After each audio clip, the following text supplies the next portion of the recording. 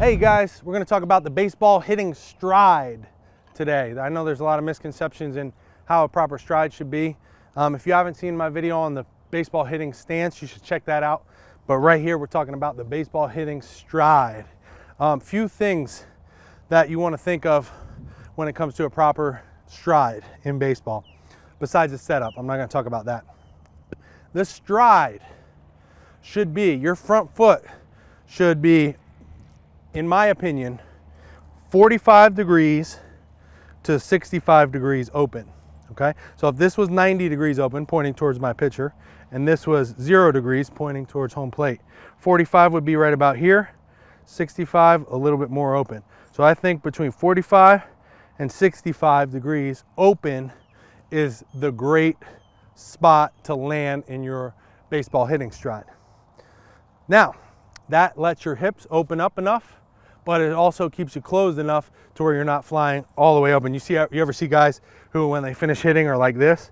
Obviously, that's no good. If you're hitting 45 or 65 and you roll on your outside of your ankle, that's okay too. That just tells me that you got good rotational energy through your swing and you are finishing your swing well. But a good spot to land, if you're watching yourself on video, is 45 to 65. Now, you're not gonna land straight open, right? You're gonna be going closed and then open it up as you get down to your foot plant. Now, let's talk about alignment in the baseball hitting stride. Alignment, you want to be straight on or slightly closed. So if I'm starting with my toes on this line, I want to finish with my toe on that line or slightly closed, okay? I don't want to be, so I'm either here or here.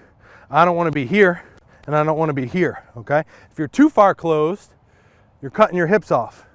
You can't get enough hips into your swing. If you're too far open, you're going to be flying open. Everything's going to be pulling off of the ball. You're going to have a lot of swing and misses.